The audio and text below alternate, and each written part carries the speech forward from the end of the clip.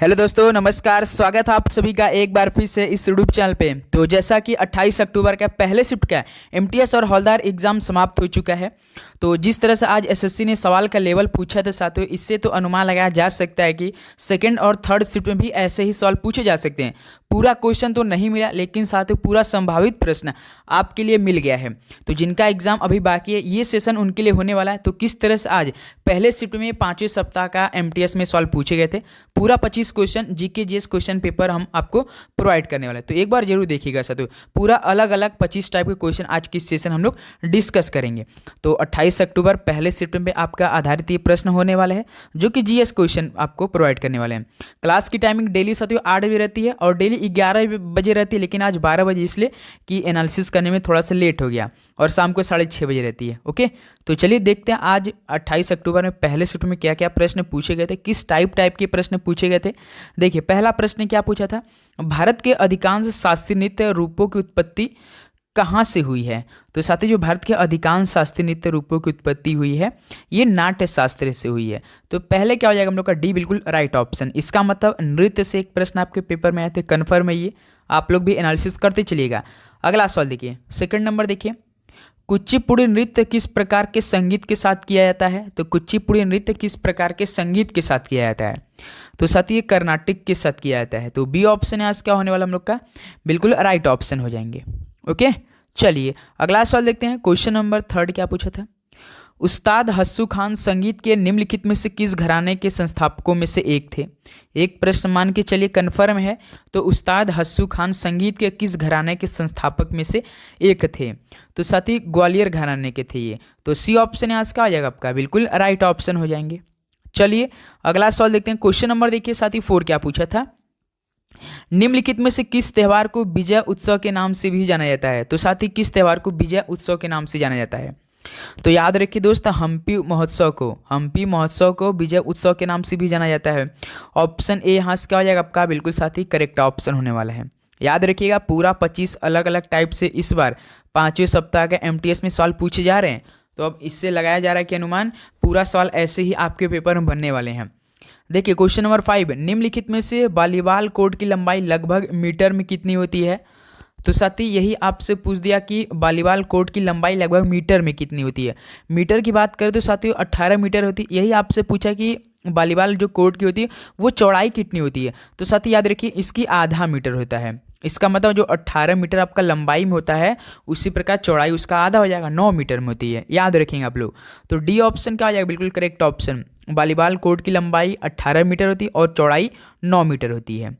चलिए next number देखते हैं। क्वेश्चन नंबर देखिए 6 क्या दिया है, in the afternoon of time की एक आत्मकथा पुस्तक है। तो साथ ही इन द आफ्टरनून जो ऑफ टाइम है, ये किसकी एक आत्मकथा है। तो दोस्त याद रखिए हरिवंश राय बच्चन जी की है। तो सी ऑप्शन यहाँ का हो जाएगा हम लोग का, बिल्कुल राइट ऑप्शन हो जाएंगे। ओके, चलिए नेक्स्ट नंबर आपको देखते हैं। क्वेश्चन नंबर देखिए 7 क्या दिया है, गुरु हेमकुंड साहिब की छत एक उभरे हुए किसके आकार में है। तो गुरु हेमकुंड साहिब की जो छत है एक उभरे हुए साथ ही किसके जैसा आकार में है ये। तो दोस्तों ये कमल के आकार जैसा है। तो ऑप्शन ए क्या हो जाएगा आपका, बिल्कुल राइट ऑप्शन हो जाएंगे। चलिए नेक्स्ट नंबर आपका देखते हैं। क्वेश्चन नंबर देखिए 8, शिमला में संस्कृति और सभ्यता के अध्ययन केंद्र का नाम क्या है। तो शिमला में जो संस्कृति और सभ्यता के अध्ययन केंद्र का नाम है वो साथियों टैगोर केंद्र है। तो यहाँ से सी ऑप्शन क्या आ जाएगा, बिल्कुल राइट ऑप्शन हो जाएंगे। चलिए नेक्स्ट नंबर आपका देखते हैं। क्वेश्चन नंबर देखिए 9 क्या दिया है, भारत में कौन सी सड़क योजना वर्ष 1943-63 के बीच सड़क विकास कार्यक्रम का पहला प्रयास थी। तो साथी जो भारत में कौन सी सड़क योजना, याद रखिए योजना सवाल पेपर में पूछे गए। तो योजना वर्ष 1943-63 के बीच में जो सड़क विकास कार्यक्रम का पहला प्रयास था, वो तो साथियों नागपुर का जो सड़क योजना ये है। बी ऑप्शन यहाँ सबका नागपुर सड़क योजना बिल्कुल करेक्ट ऑप्शन होने वाले हैं। चलिए अगला सवाल देखते हैं। क्वेश्चन नंबर देखिए 10 क्या दिया है, लोमस ऋषि गुफाएं निम्नलिखित में से किस पहाड़ी पर स्थित है।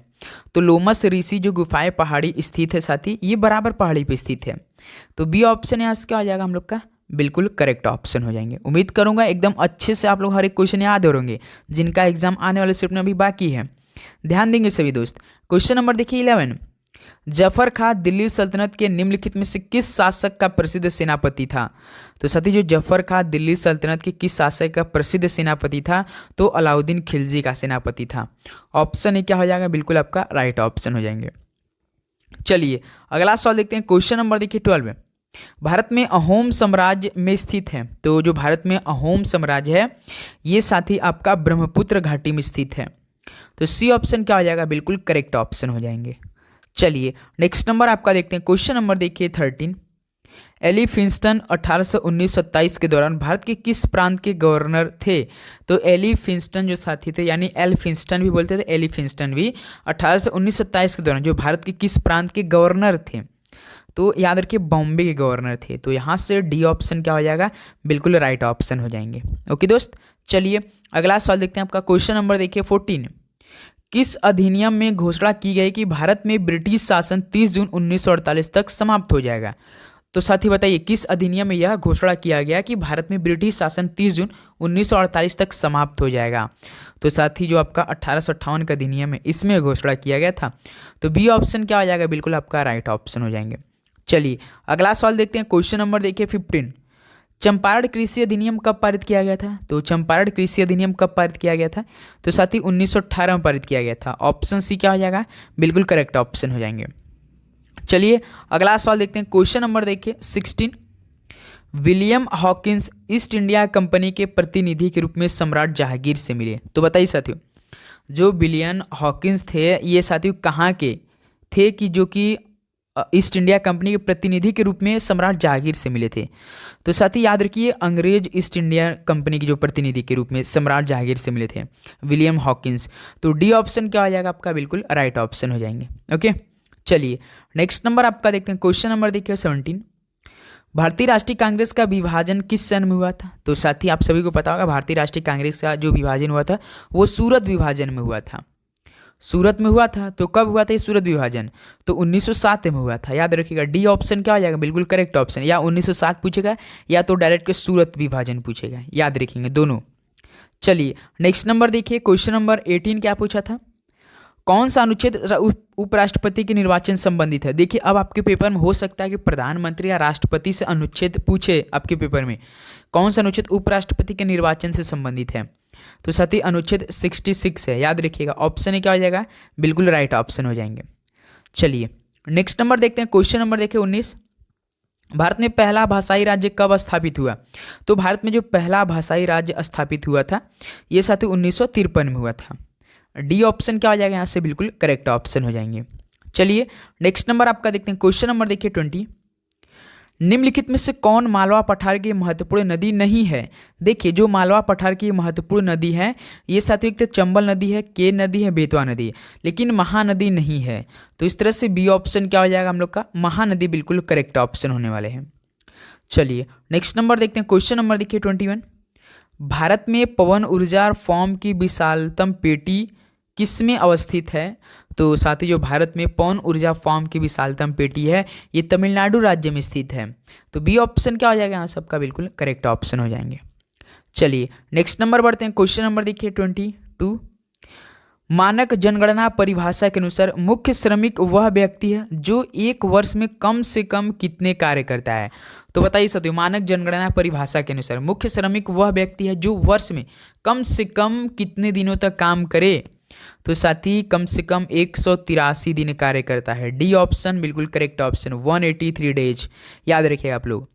चलिए नेक्स्ट नंबर देखते हैं। क्वेश्चन नंबर देखिए 23, अर्थशास्त्र के संदर्भ में ईपीएफ में पी का क्या अर्थ है? तो साथी अब अगर आपसे पूछता है कि ईपीएफ का फुल फॉर्म पूरा बताइए तो ईपीएफ का मतलब होता है ई का मतलब इम्प्लॉयज़ होती है, इम्प्लॉयज़ होता है, लास्ट में यस होना रहता है। याद रखिए इम्प्लॉयज़। प्रोविडेंट क्या साथी है? Provident, provident. यस का मतलब क्या हो जाएगा? ईपीएफ। एफ का मतलब होता है फाउंड, FOUND।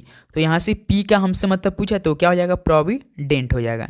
तो देखिए डी क्या हो जाएगा? बिल्कुल आपका करेक्ट ऑप्शन हो जाएंगे। ओके चलिए नेक्स्ट नंबर देखते हैं। क्वेश्चन नंबर देखिए 24, इलेक्ट्रॉन वोल्ट की इकाई है। तो बताइए ये साइंस का सवाल पूछा था, इलेक्ट्रॉन वोल्ट किसकी इकाई है?